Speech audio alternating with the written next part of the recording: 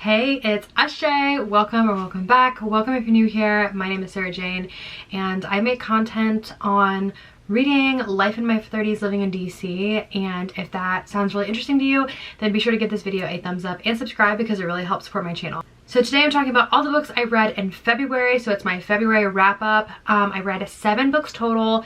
4 of those were physical books and 3 of those were audiobooks. So I'm really excited to get into it. I did not have the most amazing reading month. I mean, I didn't have a 5-star read, which makes me sad because of course I would love a 5-star read. I actually rated quite a few of these books kind of low, so let's just go ahead and get into them. First up, starting off week, we have Because I'm Worth It. This is Gossip Girl book number 4. Now, a couple of vlogs ago, I shared with you guys that I was able to get the whole entire series of Gossip Girl at the thrift store for like 20 bucks. And so that was just kind of a part of the haul. I flew through the first couple Gossip Girl books, and then this one, it got a little slow for me. It took me a couple of days to finish this one. A couple highlights that happened during this book. First of all, Georgiana gets introduced. She seems less manipulative in the series and just more like a druggie than she does in the TV show, which I thought was kind of interesting. I mean, at this point, the TV show is nothing like the book, so, you know, is what it is. So I thought that was kind of interesting. Blair tries to get with an older guy who is trying to help her get into Yale since she blew her interview. That storyline just felt like really meh, really boring. I feel like that the author could have just done a lot more with that storyline, and it just came across as just like really, really creepy. Then Serena and Aaron. Serena's with Aaron, but they just seem to be kind of like having fun. And then the one storyline that I thought was kind of interesting in this book and seemed more developed was Dan and Vanessa. Dan gets his poem published in the New Yorker, which is super cool and like especially for a high schooler. And then he like kind of really like starts feeling himself. Vanessa, her film gets put in the background of a fashion show during New York Fashion Week, but it's written like it was the main part of the show, like no one was paying attention to the clothes because of her film.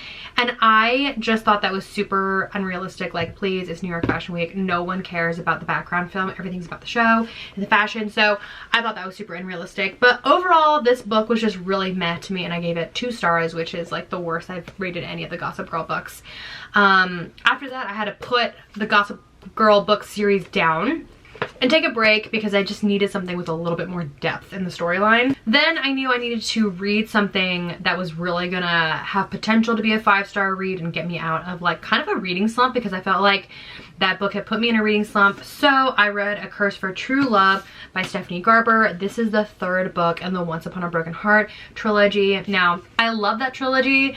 I've loved the first 2 books, so I had really high hopes for this book. This is the UK cover. I love the UK covers. I think they look so much better than the American covers. At the beginning of this book, Evangeline does not have her memories and she's forgotten all about Jax, and she's with Apollo, and she physically feels like something is wrong, like this isn't right, but she can't put her finger on it because she doesn't have her memories. So the first half of the book is like her kind of like trying to figure out what the heck is going on with her life, and like she's marrying a prince, like what?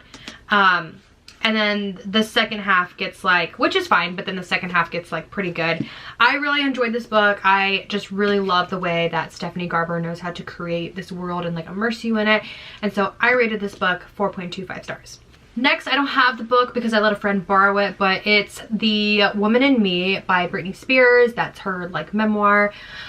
This was our book club pick of the month and definitely my favorite book of the month. I mentioned that in my March reset video. So this essentially follows Britney Spears. You start like from childhood and kind of like the environment she grew up in, her relationship with her parents, to how she became this teenager pop star, and then how she eventually like, you know, grew into this big mega pop star that she is today. And it was super interesting, super enlightening.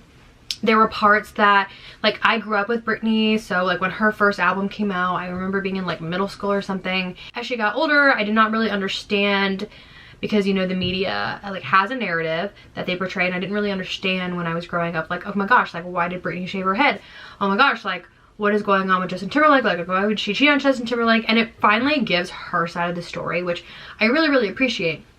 because I did not realize that she had such like a deep relationship with Justin, and kind of like the cheating that was going on behind her back. And I also did not realize just like the depths of the conservatorship. I do feel like this book is censored a little bit. Like there's definitely more to the conservatorship, but she definitely gives us a taste of what was going on. And I think that's all like anybody could want, is just like what happened. I definitely think her social media now is kind of like crazy a little bit, but I understand because I've read this book and I'm like, okay, like this is what happened to you. I really hate rating memoirs or autobiographies, because I feel like it's not like it's your life, right? Like I don't have a right to really like say what rating you should get, but I really enjoyed that. I felt like I was listening to her voice. Like I felt like I could hear it in my head while I was reading it, and there were parts that like were really depressing about the book. I really appreciate when a book can make me feel something, so I rated this like a 5-star. I know I just said I didn't have a 5-star read, but like I don't really count memoirs, but I did give it a 5-star, so I guess I did have one 5-star read this month. Okay, so next up is American Royals. I listened to this as an audiobook. This is the first in the American Royals series by Katherine McGee. So the overall concept is like, okay, what if America wasn't democracy? What if we were actually a monarchy? What that would look like. Essentially the thought process is like America won the Revolutionary War and its people offered General George Washington a crown, and like 2.5 centuries later, that lineage, the Washington lineage, continues, and we come into the picture when there is going to be the first future queen. So the main character is Beatrice. She is supposed to be, there was a law recently changed that she could now become queen after her father passed, because before then it was only guys that could be king. And it follows, is essentially a dual POV, because it follows Beatrice, who's the next heir to the crown, and then it follows Samantha, who is her sister and younger sister, and kind of like their relationship, what Sam's got going on in her life, Beatrice has going on in her life. I liked the book. I don't want to give away too much, but it follows Queen Elizabeth's story, like real life storyline, and I feel like there was just so much room for exploration and creativity with how an American monarchy would actually be set up. So that was my only issue with that book, but I did overall enjoy it, and I have like the second book on my holds on my Libby app. So overall I gave it like 3.5 stars. Okay, so the next one is an audiobook that I listened to, which was The Inmate by Freida McFadden. I really enjoyed The Housemaid by Freida McFadden, so I decided to go ahead and pick up some of her other books. So in this book, we're following Brooke, who is a new nurse practitioner at an all-men's maximum security prison. And she actually, unbeknownst to most people, has a connection already with one of the inmates, the most dangerous inmate, named Shane. They were high school sweethearts, and it was her testimony that actually put him in prison. And he has not forgotten that. So really interesting, like storyline there. And Freida McFadden is so good at like making you think you know what's going on, and then literally in the epilogue, I did not see it coming. I had like a whiplash, like whoa, like what just happened here? So I did really enjoy it, and I gave it 4 stars. I'm a big thriller person. I love when I'm like going along with the storyline and like who done it and like all that kind of stuff. Love that. So I really enjoyed that one.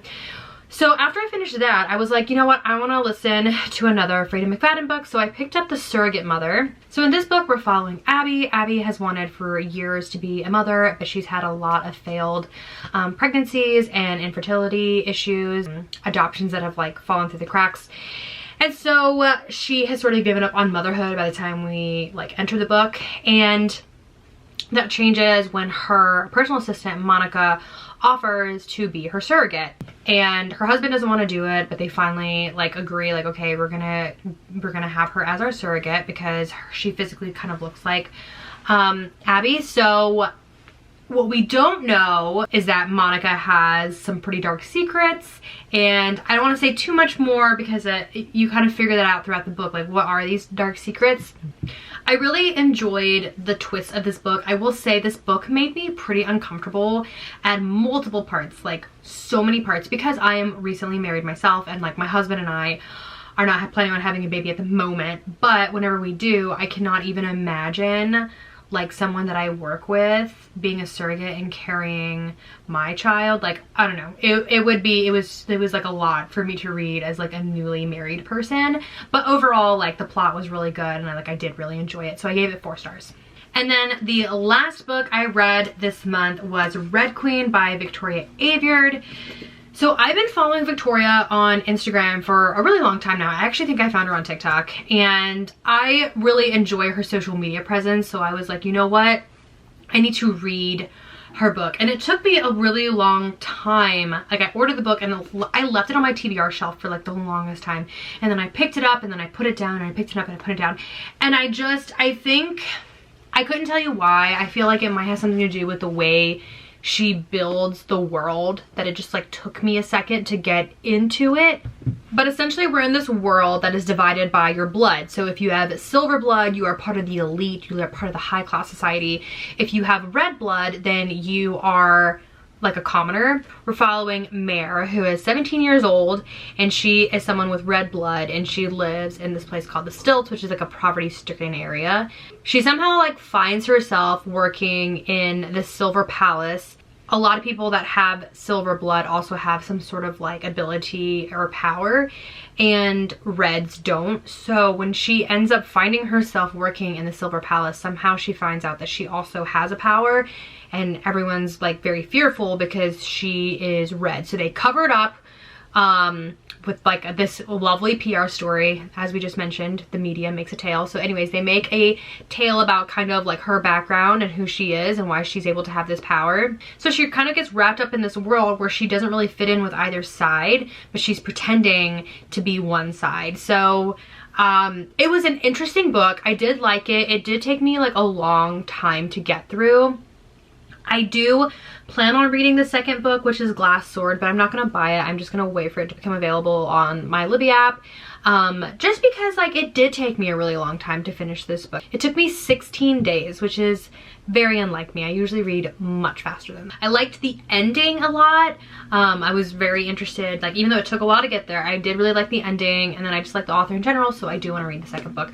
I ended up actually giving this book 3.75 stars. So those are the 7 books that I read in the month of February. I'm really looking forward to March because, well, for many reasons, but one of them is that we're gonna start having longer days here soon, and I am just so excited for the weather to get a little warmer and I can sit outside and read, like under a tree or something.